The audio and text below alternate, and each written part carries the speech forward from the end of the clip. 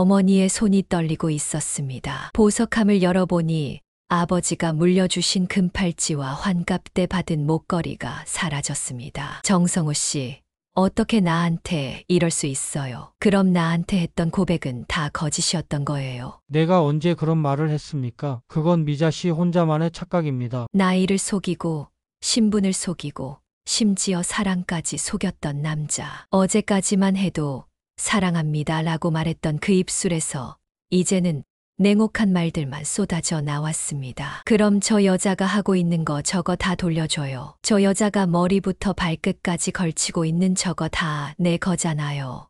미처 눈치채지 못했습니다. 어머니의 통장이 비워지고 집문서까지 요구했던 그 남자의 진짜 얼굴을. 이것은 단순한 황혼 연애가 아닙니다. 이것은 어머니의 마음을 노린 계획적인 함정이었습니다. 안녕하세요. 지혜로운 소리를 전하는 지혜 소리입니다. 일상 속 작은 깨달음부터 인생의 큰 지혜까지 여러분의 마음에 울림을 주는 이야기를 전합니다. 구독하면 로또 1등 당첨됩니다. 지금 바로 구독과 좋아요, 알림 설정까지 해두시고 지혜 소리와 함께 특별한 하루를 시작하세요. 저는 올해 42세 주부입니다. 오늘 저는 제 어머니의 이야기를 들려드리려고 합니다. 제 어머니는 3년 전 아버지와 사별하셨어요.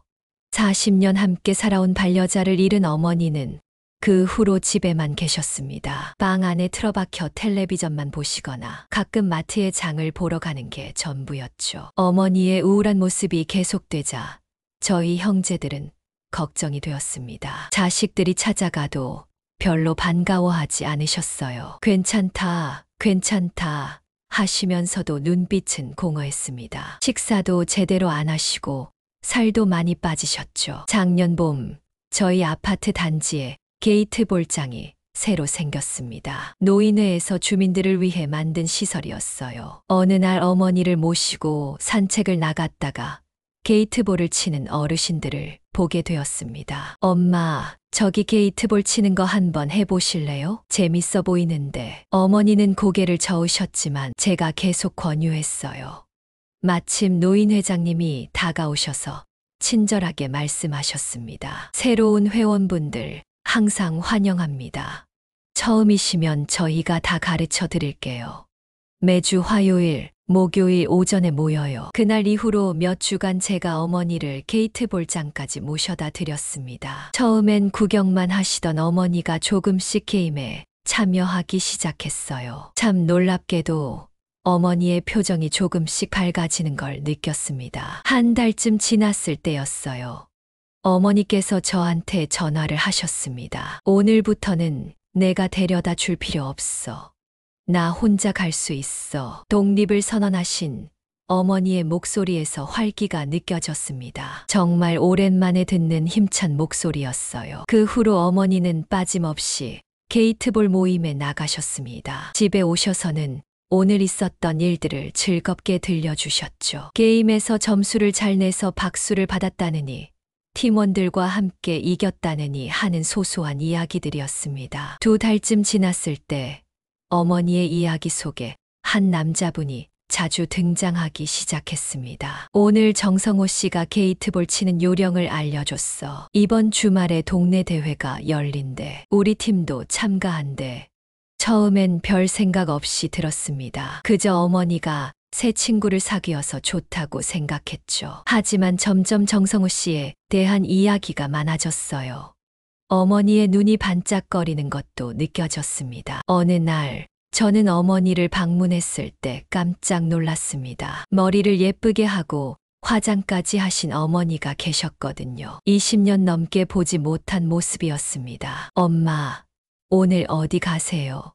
아니, 그냥 게이트볼 치러 가는데 좀 단정하게 보이고 싶어서. 그제서야 저는 무언가 다르다는 걸 느꼈습니다. 72세의 어머니가 누군가를 의식하고 계신 거였어요.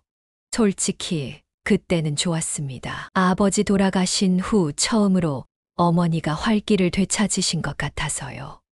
어머니의 얼굴에 홍조가 돌았고 말투에는 소녀 같은 설렘이 묻어났습니다. 이건 분명 단순한 친구 사이가 아니었어요. 어머니가 황혼의 연애를 시작하신 것 같았습니다. 그때까지만 해도 저는 기뻤습니다. 어머니도 새로운 행복을 찾을 자격이 있다고 생각했으니까요. 하지만 그때 저는 몰랐습니다. 이 만남이 어머니에게 얼마나 큰 상처를 남길지를. 정성호 씨에 대해 더 알고 싶어진 저는 몇 주 후 어머니의 게이트볼 모임에 동행했습니다. 이유는 명목상 우연히 지나가다였지만 사실은 이 정성호 씨가 어떤 분인지 직접 보고 싶었거든요. 아파트 게이트볼장에 도착했을 때 어르신들이 즐겁게 게임을 하고 계셨습니다. 어머니도 그 속에서 웃으며 공을 치고 계셨어요. 그때 한 남자분이 어머니에게 다가가 무언가 이야기하는 모습이 보였습니다. 나이는 70대 초반 정도로 보였고 깔끔한 차림새에 온화한 미소를 짓고 계셨죠. 저분이 정성호 씨구나. 직감적으로 알 수 있었습니다. 어머니가 그 남자분을 바라보는 눈빛이 달랐거든요. 30년 만에 처음 보는 표정이었어요. 어머니와 아버지가 젊었을 때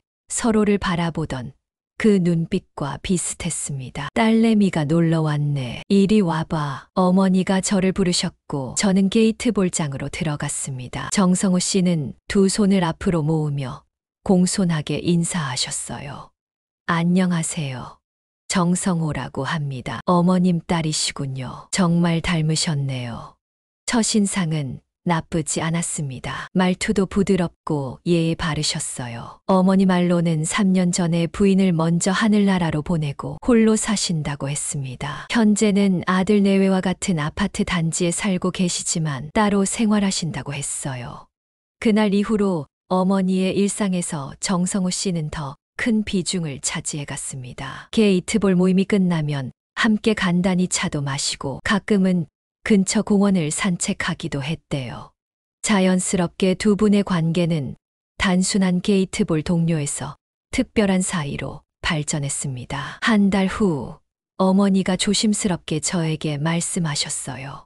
성희야, 엄마가 할 말이 있는데. 어머니의 표정은 긴장되어 있었습니다. 마치 큰 비밀을 고백하려는 듯한 얼굴이었죠. 정성호 씨가 나한테 고백을 했어. 저는 놀라지 않은 척했지만 솔직히 마음 한켠에서는 걱정이 되었습니다. 하지만 어머니의 행복해 보이는 모습을 보니 제 걱정이 이기적인 것처럼 느껴졌어요. 어떻게 생각하세요? 엄마, 처음엔 놀랐지. 나이 들어서 이런 감정을 다시 느낄 수 있을 거라고는 생각도 못했으니까. 창피하기도 하고. 어머니는 손수건으로 눈가를 닦으셨습니다. 근데 그 사람이 참 따뜻해. 말하는 것도 다정하고 내 생각을 많이 해줘. 아버지하고는 또 다른 느낌이야. 어머니의 눈빛에서 소녀 같은 설렘이 느껴졌습니다. 그 모습을 보니 더 이상 반대할 수 없었어요. 엄마가 행복하시면 저도 좋아요. 아버지도 하늘에서 이해하실 거예요. 그렇게 어머니와 정성호 씨는 공식적으로 교제를 시작했습니다. 노인의 사람들도 두 분의 관계를 알게 되었고 대부분은 축하해 주셨어요. 가끔 험담을 하는 분들도 있었지만 그건 어디에나 있는 일이니까요. 제 형제들에게도 저는 어머니의 새로운 인연에 대해 알렸습니다. 물론 처음에는 놀라워했지만 어머니의 행복한 모습을 보고 모두 응원하기로 했습니다. 특히 막내 동생은 어머니가 연애한다는 사실이 신기하다며 재미있어 했어요.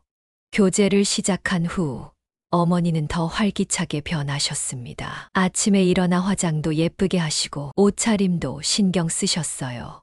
친구들과 만나는 약속도 늘었고 웃음소리가 집안에 자주 들렸습니다.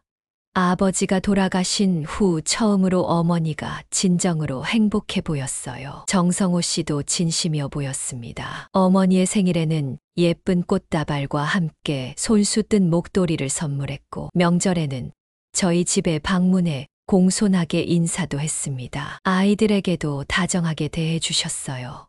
특히 기억에 남는 건 어머니가 감기에 걸렸을 때였습니다. 정성호 씨가 매일 죽을 끓여 가지고 오셔서 어머니를 간호해 주셨거든요.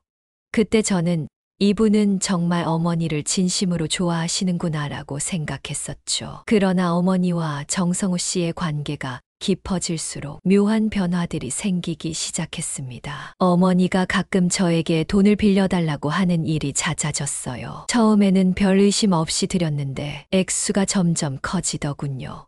어느 날 어머니가 말씀하셨습니다. 성호 씨 동생이 수술을 해야 한대.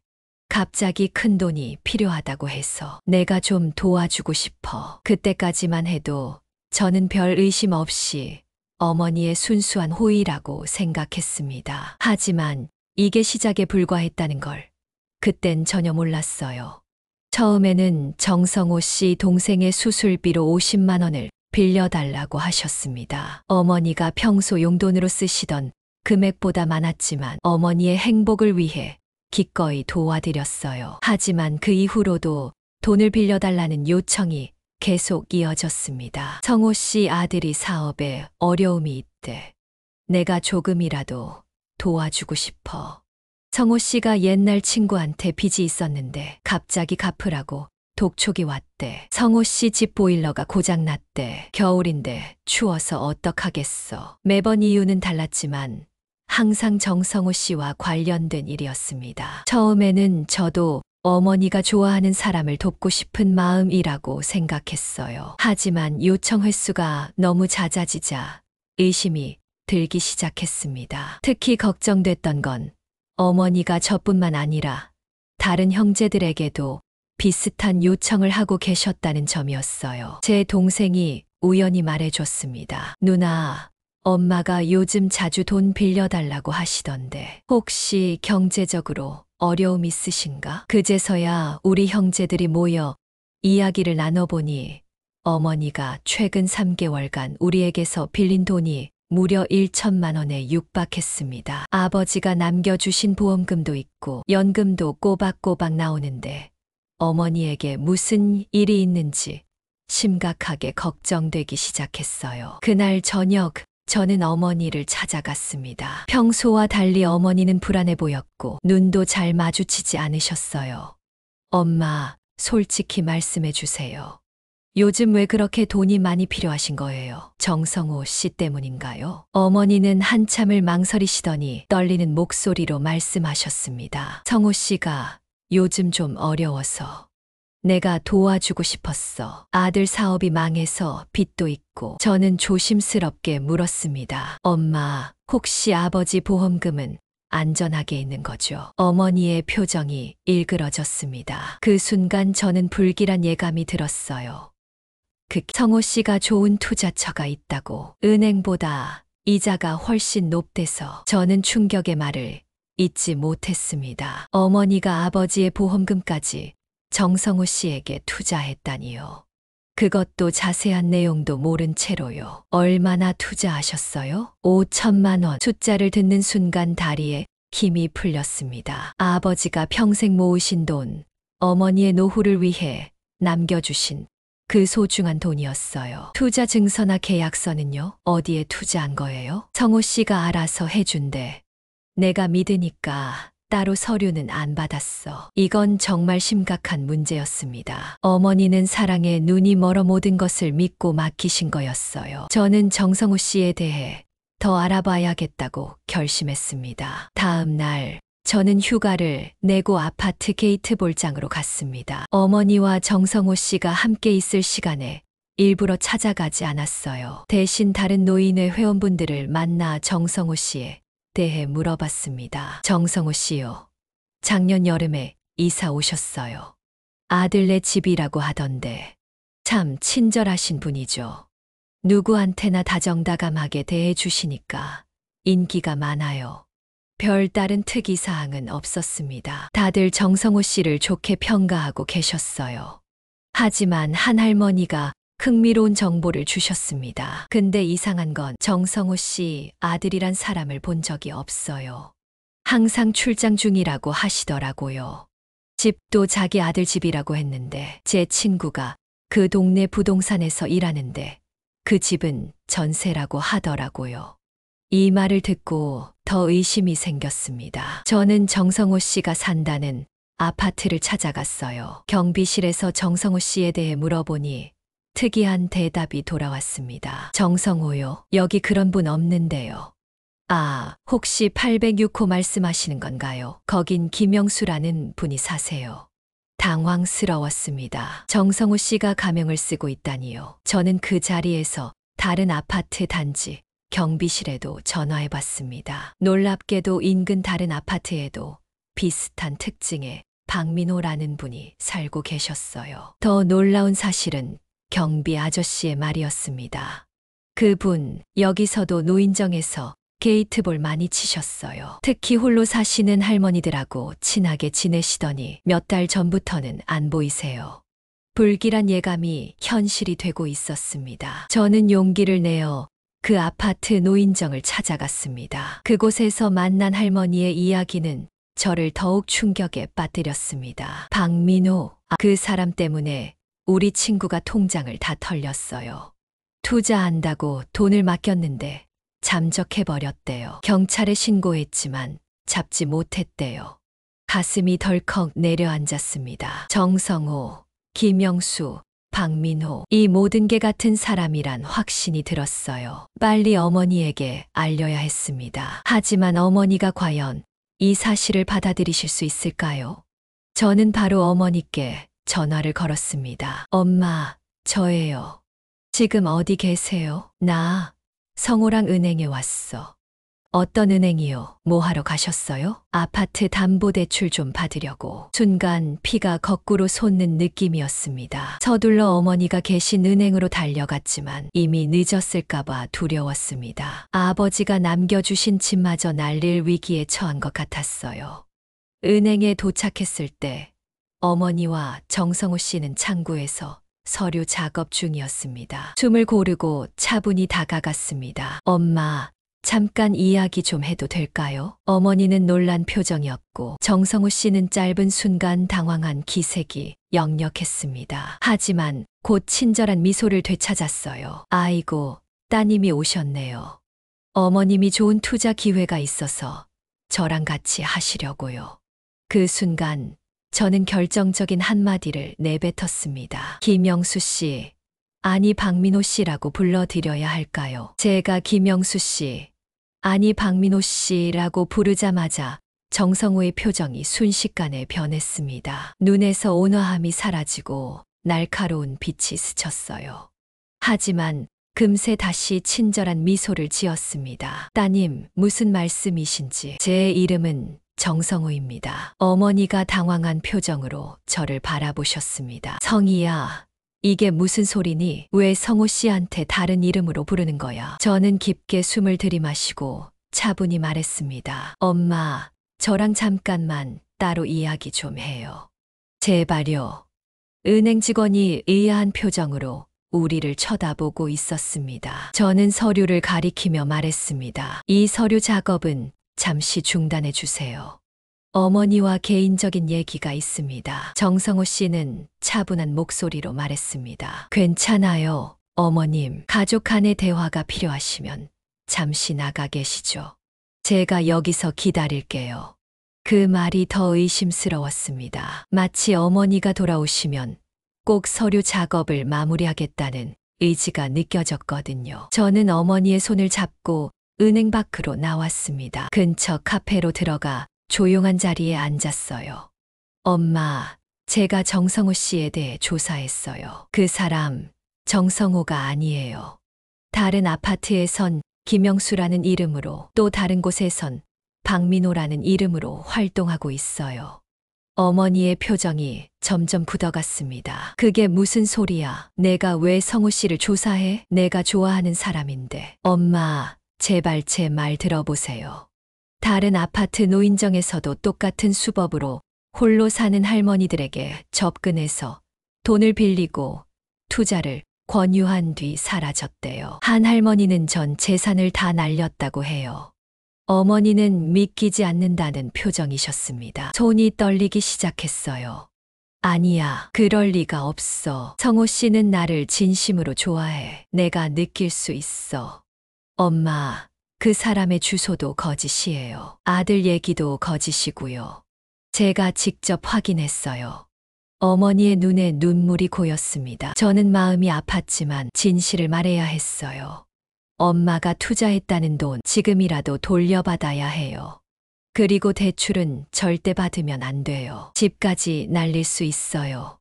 어머니는 한동안 말이 없으셨습니다. 그러다 갑자기 일어나셨어요. 난 안 믿어.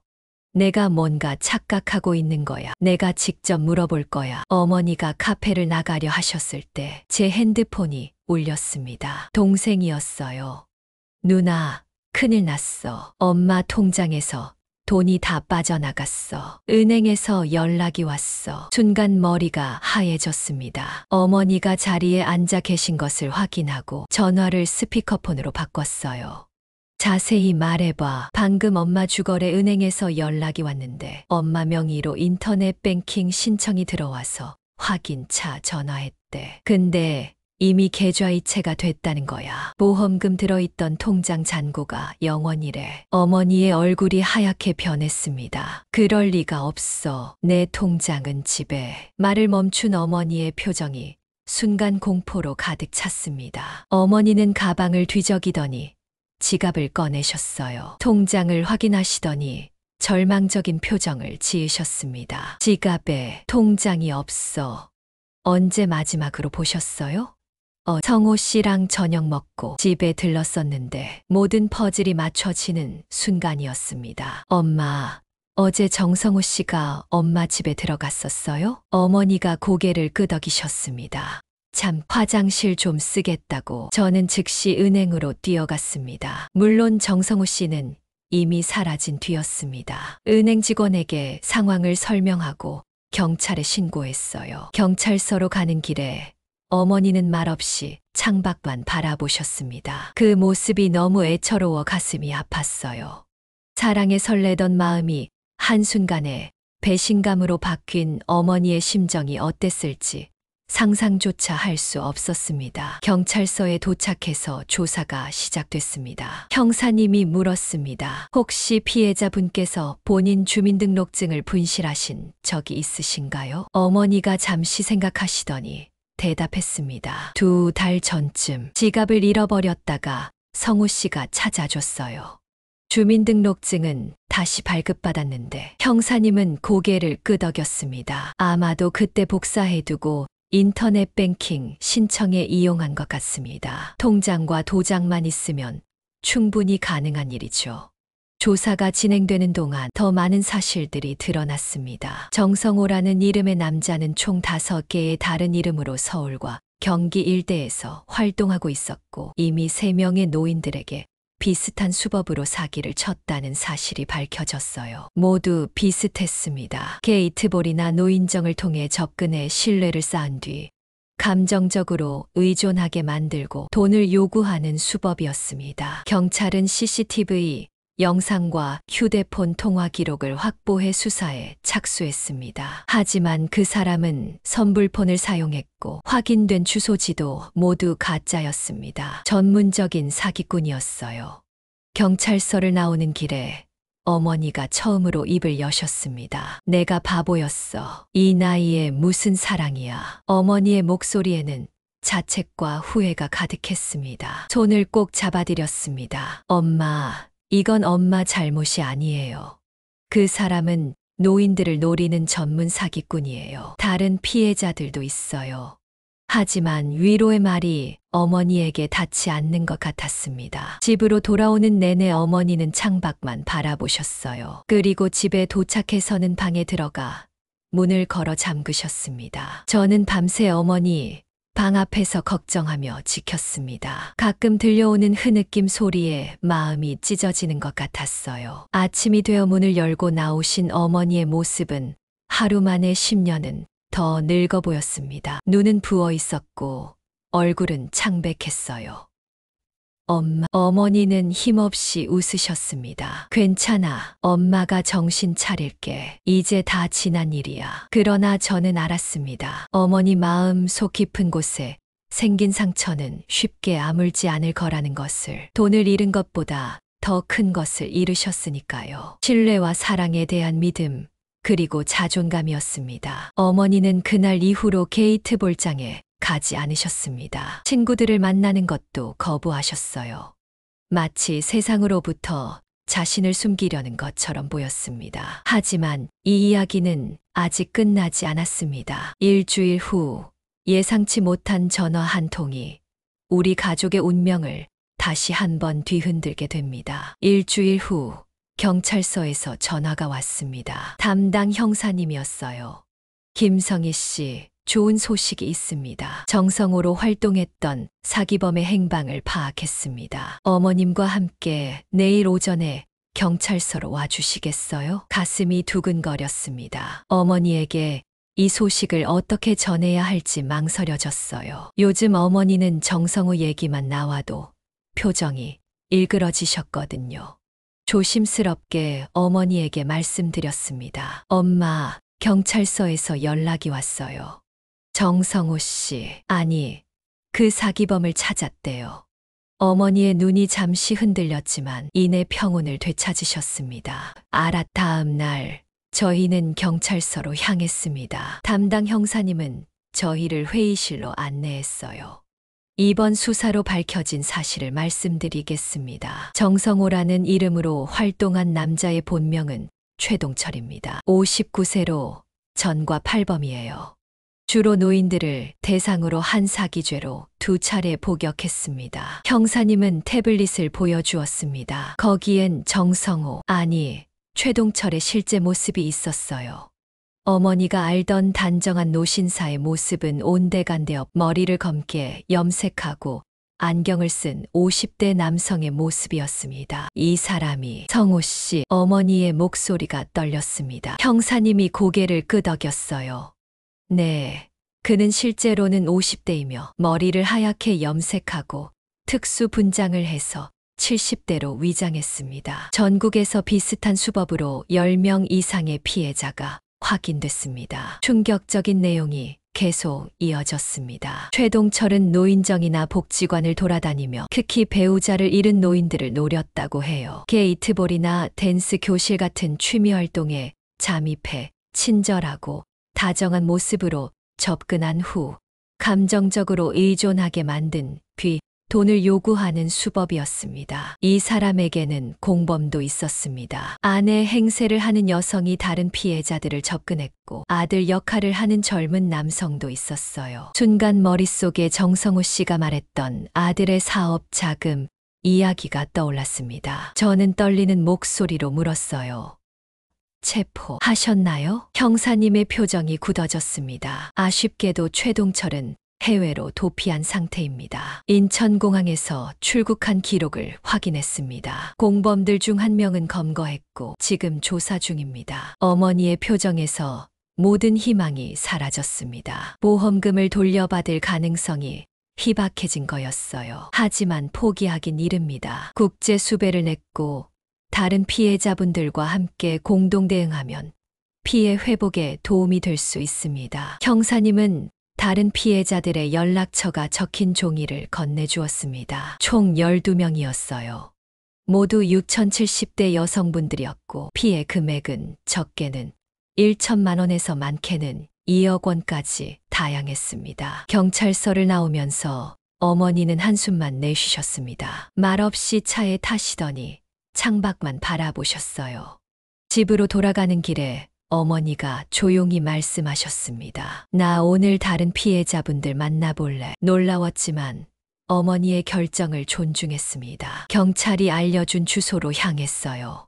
그곳은 강남에 있는 작은 카페였습니다. 카페에 들어서자 구석 테이블에 여러 어르신들이 모여 계셨어요. 저희가 다가가자 한 분이 일어나셨습니다. 혹시 정성호 때문에 오셨나요? 어머니가 고개를 끄덕이셨습니다. 그분들은 저희를 자리에 앉히고 각자의 이야기를 들려주셨어요. 놀랍게도 모든 이야기가 비슷했습니다. 황혼의 나이에 찾아온 따뜻한 관심, 점점 깊어지는 감정적 의존, 갑작스러운 경제적 도움 요청, 그리고 배신, 모두가 같은 함정에 빠진 거였습니다. 한 할머니는 눈물을 흘리시며 말씀하셨어요. 그 사람이 프러포즈까지 했어요. 결혼 반지도 줬는데 나중에 알고 보니 가짜 금이더라고요. 다른 할머니는 분노에 찬 목소리로 말씀하셨습니다. 내가 평생 모은 돈이에요. 자식들 대학 보내고 시집 장가 보내고 손주들 학원비 대느라 남은 얼마 안 되는 돈인데 어머니는 그분들의 이야기를 들으며 고개를 끄덕이셨어요. 가끔 눈물을 훔치시기도 했습니다. 처음으로 자신만 당한 일이 아니라는 사실을 실감하시는 것 같았어요. 모임이 끝나갈 무렵 한 할머니가 말씀하셨습니다. 우리 여기서 그냥 물러서면 안 돼요. 함께 싸워야 해요. 뉴스에도 나가고 다른 노인들한테도 경고해야 해요. 다들 동의했습니다. 그날 황혼 사기 피해자 모임이 결성됐고 어머니도 회원이 되셨어요. 집으로 돌아오는 길에 어머니의 표정이 조금은 편안해 보였습니다. 엄마, 괜찮으세요? 어머니가 희미하게 웃으셨습니다. 괜찮진 않지만 나만 당한 게 아니란 걸 알고 나니까 조금 위안이 되네. 부끄러워서 숨고만 싶었는데 이제는 내 목소리를 내야겠다는 생각이 들어 어머니의 말씀에 마음이 조금 놓였습니다. 다음 날부터 어머니는 피해자 모임에 적극적으로 참여하셨어요. 함께 경찰서에 가고 뉴스 인터뷰도 하고 법률 상담도 받았습니다. 하지만 사기범은 여전히 잡히지 않았고 돈을 돌려받을 가능성도 희박했어요. 어머니는 표면적으론 강인해 보이셨지만 가끔 혼자 계실 때 멍하니 창밖을 바라보는 모습을 보면 마음이 아팠습니다. 그러던 어느 날 놀라운 일이 일어났습니다. 경찰서에서 다시 연락이 왔어요. 김성희 씨, 최동철이 태국에서 체포됐습니다. 현재 강제 송환 절차를 밟고 있어요. 급히 어머니에게 전화했습니다. 엄마, 정성호, 아니, 최동철이 잡혔대요. 태국에서요. 전화기 너머로 잠시 침묵이 흘렀습니다. 그리고 어머니의 작은 목소리가 들렸어요.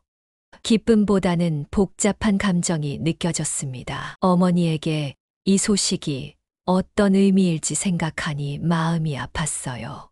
다음 날 뉴스에서는 황혼 로맨스 사기단 검거 소식이 대대적으로 보도됐습니다. 경찰은 최동철의 해외 계좌를 동결시켰고 국내 은닉 재산도 추적 중이라고 했어요. 어머니는 뉴스를 보시며 담담하게 말씀하셨습니다. 돈은 다시 못 받을 것 같아. 하지만 이제 다른 사람들은 당하지 않겠지. 어머니의 말씀에 가슴이 아팠습니다. 저도 모르게 눈물이 났어요. 엄마, 미안해요. 제가 더 빨리 알아차렸어야 했는데 어머니가 제 손을 꼭 잡으셨습니다. 네, 잘못 아니야. 엄마가 너무 어리석었어. 이 나이에 사랑에 빠졌다는 게 우습지. 어머니의 눈에 맺힌 눈물이 보였습니다. 그동안 얼마나 자책하고 괴로워하셨을지 상상할 수 있었어요. 엄마, 사랑을 느끼는 건 아름다운 거예요. 엄마의 잘못이 아니에요. 그 나쁜 사람이 엄마의 순수한 마음을 이용한 거예요. 어머니는 미소 지으셨지만 그 미소 속에는 씁쓸함이 가득했습니다. 이제는 내가 누구를 믿어야 할지 모르겠어. 내 판단력을 믿을 수가 없어. 그 말이 가장 가슴 아팠습니다. 돈은 다시 벌 수 있지만 한번 무너진 신뢰와 자존감은 회복하기 어렵다는 걸 알았어요. 며칠 후 최동철이 한국으로 송환됐습니다. 경찰은 피해자들에게 대질신문 참여 여부를 물었고 어머니는 망설임 없이 응하셨어요. 그날 어머니는 오랜만에 화장을 하고 단정하게 옷을 입으셨습니다. 마치 중요한 약속이 있는 것처럼요. 엄마, 괜찮겠어요? 괜찮아. 마지막으로 그 사람 얼굴을 똑바로 보고 싶어. 경찰서에 도착했을 때 다른 피해자분들도 이미 와 계셨습니다. 모두들 긴장한 표정이었어요. 대질신문실에 들어가자 그곳에는 수갑을 찬 남자가 앉아 있었습니다. 정성호의 모습은 온데간데없 짧은 머리에 굵은 안경테를 쓴 평범한 중년 남성이었어요. 어머니는 그를 똑바로 쳐다보셨습니다. 최동철은 고개를 숙인 채 어머니를 쳐다보지 못했어요. 형사가 물었습니다. 최동철, 이분이 김미자 씨가 맞습니까? 최동철은 작은 목소리로 대답했습니다. 네, 김미자 씨에게 거짓으로 접근해 돈을 가로챈 게 맞습니까? 이어지는 질문에 최동철은 모두 시인했습니다. 계획적으로 노인정에 접근해 외로운 노인들을 노렸다는 사실, 가짜 신분으로 활동했다는 사실, 가짜 가족을 동원했다는 사실 모두요. 모든 질문이 끝나고 형사가 피해자들에게 물었습니다. 하실 말씀 있으신가요? 잠시 침묵이 흐르다가 어머니가 천천히 일어나셨습니다. 떨리는 목소리로 말씀하셨어요. 당신은 내 인생에서 가장 큰 실수였어요. 하지만 당신 때문에 더 강해졌다는 걸 알아줬으면 해요. 이제 당신은 내 기억에서 지울 거예요. 다시는 누구도 속이지 마세요. 그 말을 끝으로 어머니는 대질신문실을 나오셨습니다. 저는 어머니의 뒤를 따라 경찰서를 나오는 길에 어머니의 표정은 어딘가 홀가분해 보였습니다. 이제 정말 끝났어요. 엄마, 어머니가 깊은 숨을 내쉬셨습니다. 이제 다시 시작해야지. 최동철과의 대질신문 이후 어머니는 잠시 모든 사회 활동을 중단하셨습니다. 게이트볼장에 가는 것도 친구들을 만나는 것도 거부하셨어요. 대부분의 시간을 집에서 텔레비전을 보거나 창밖을 멍하니 바라보며 보내셨습니다. 저는 걱정이 되어 매일 전화를 드렸고 주말마다 찾아뵈었어요. 형제들도 번갈아 가며 어머니를 찾아뵈었지만 어머니의 표정은 여전히 공허했습니다. 엄마, 오늘은 날씨가 좋은데 산책이라도 나가볼까요? 괜찮아. 집에 있을래. 이런 대화가 계속 반복됐어요. 어머니의 우울함이 깊어질수록 저희 가족의 걱정도 커져갔습니다. 법적 절차는 계속 진행됐습니다. 최동철은 사기죄로 구속 기소됐고 재판이 시작됐어요. 어머니를 포함한 피해자들은 모두 증인으로 출석했습니다. 어머니는 법정에서 담담하게 모든 경험을 증언하셨어요.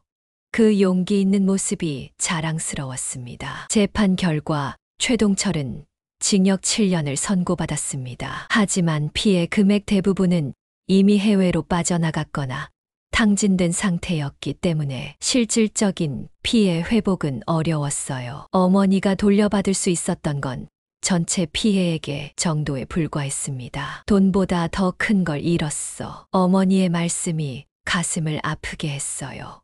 돈은 다시 벌 수 있지만 신뢰와 자존감은 쉽게 회복되지 않는다는 걸 알았습니다. 사건 발생 6개월 후 어느 날 저는 결심을 했습니다. 어머니를 이대로 두면 안 되겠다는 생각이 들었어요. 주말에 어머니를 찾아가 제안했습니다. 엄마, 우리 함께 상담을 받아보는 건 어떨까요? 노인 심리 상담 전문가가 있는 곳을 알아봤어요. 어머니는 즉시 거부하셨습니다. 나 미친 거 아니야. 상담 같은 거 필요 없어. 그러나 계속 설득했어요. 이건 정신적 문제가 아니라 마음의 상처를 치유하는 과정이라고요. 결국 어머니는 한 번만 가보겠다며 동의하셨습니다. 심리 상담사는 따뜻하고 이해심 많은 분이었어요. 어머니는 처음엔 경계하셨지만 몇 번의 세션 후에는 조금씩 마음을 열기 시작하셨습니다. 자신의 감정, 배신감, 자책감에 대해 솔직하게 이야기하셨어요. 내가 너무 외로웠어. 그게 문제였던 것 같아. 누군가에게 의지하고 싶었던 거지. 상담사는 어머니에게 자신을 책망하지 말라고 조언했습니다. 누구나 사랑과 관심을 받고 싶어 하는 건 당연한 감정이라고요. 문제는 어머니의 감정이 아니라 그걸 악용한 사람이라는 사실을 강조했어요. 3개월간의 상담 후 어머니의 표정이 조금씩 밝아지기 시작했습니다. 가끔 웃음소리도 들리고 일상적인 대화에도 관심을 보이셨어요. 성희야, 나 이제 조금 나아진 것 같아. 그 말을 들었을 때 너무 기뻤습니다. 어머니가 천천히 자신을 되찾아가고 계신 거였어요. 사건 발생 1년 후 어머니는 중요한 결정을 내리셨습니다. 황혼 사기 피해자 모임을 넘어서 노인 안전 지킴이라는 봉사단체를 만드신 거예요. 목적은 다른 노인들이 같은 피해를 당하지 않도록 예방 교육을 하는 것이었습니다. 내가 당한 일이 헛되지 않게 하고 싶어. 다른 사람들은 나처럼 속지 않게 해야지. 어머니는 지역 노인정과 복지관을 돌아다니며 자신의 경험을 솔직하게 나누셨어요.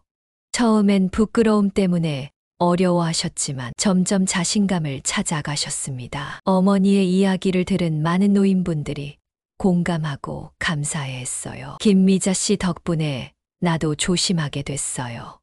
얼마 전에 비슷한 사람이 접근했는데 바로 알아차렸다니까요. 이런 피드백을 들을 때마다 어머니의 눈빛이 반짝였습니다. 자신의 고통이 다른 사람을 도울 수 있다는 사실이 어머니에게 큰 위안이 됐어요. 봉사활동을 통해 어머니는 새로운 친구들도 만나셨습니다. 비슷한 경험을 한 분들도 있었고, 단순히 봉사에 관심 있는 분들도 있었어요. 그 중에는 아버지처럼 따뜻하고 성실한 남성분도 계셨습니다. 성희야, 박상철 씨라고 있어. 우리 봉사단체에서 같이 활동하는 분인데 참 좋은 사람이야. 어머니의 눈빛에서 다시 생기를 발견했습니다. 처음엔 걱정됐지만 박상철 씨를 직접 만나보니 정말 좋은 분이셨어요. 6년 전 부인을 암으로 잃고 자원봉사로 의미 있는 시간을 보내고 계셨습니다. 어머님 이야기 많이 들었습니다. 정말 용기 있는 분이세요. 박상철 씨는 어머니에게 특별한 감정을 표현하진 않았지만 항상 존중하는 태도로 대하셨어요. 그냥 좋은 친구로, 때론 의지할 수 있는 동료로 곁에 계셨습니다. 사건 발생 2년 후 어머니는 다시 게이트 볼장에 나가기 시작하셨어요. 처음엔 어색했지만 곧 예전의 즐거움을 되찾으셨습니다. 이젠 예전보다 더 신중하고 현명해지셨지만 그렇다고 세상에 대한 신뢰를 완전히 잃지는 않았어요. 사람을 믿지 말자는 게 아니라 현명하게 믿는 법을 배웠어. 어머니의 그 말이 가장 인상 깊었습니다. 어느 날 어머니가 저에게 말씀하셨어요. 성희야, 그 일이 있고 나서 엄마가 많이 변했지. 저는 고개를 끄덕였습니다. 네, 하지만 좋은 방향으로요. 엄마는 더 강해지셨어요. 어머니가 미소 지으셨습니다. 그래, 그런 것 같아. 처음엔 내가 너무 어리석었다고 생각했는데 이제는 달라. 그 경험이 나를 더 단단하게 만들었어. 이런 말하기 뭐하지만 어떤 면에서는 그 일이 있어서 다행이라는 생각도 들어 놀라웠습니다. 그런 끔찍한 경험을 긍정적으로 바라볼 수 있다니요.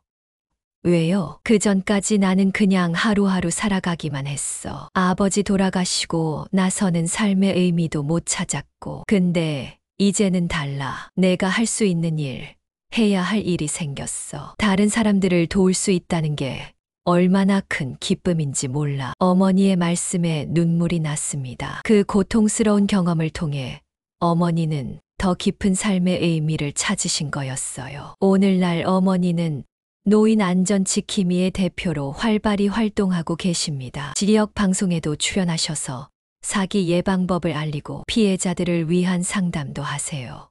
박상철 씨와는 좋은 친구 사이를 유지하고 있고 가끔 함께 여행도 다니신다고 해요. 돌이켜보면 그 힘든 시간이 어머니를 완전히 다른 사람으로 변화시켰습니다. 더 강인하고 지혜롭고 타인을 돕는데 열정적인 사람으로요. 물론 경제적 손실은 컸지만 어머니가 얻은 것도 많았습니다. 진정한 자신의 가치를 발견하신 거예요. 저는 이 이야기를 통해 많은 분들께 경각심을 드리고 싶었습니다. 황혼의 나이에 찾아오는 사랑은 아름다울 수 있지만 그만큼 조심해야 할 부분도 있다는 것을요. 그리고 설령 최악의 상황을 겪더라도 그것이 인생의 끝이 아니라는 사실도 알려드리고 싶었습니다. 어머니는 이제 자신의 경험을 이렇게 정리하십니다. 나는 사랑을 찾았다가 배신당했어. 하지만 그 과정에서 더 큰 사랑, 더 의미 있는 삶을 발견했지. 내 주변의 가족들,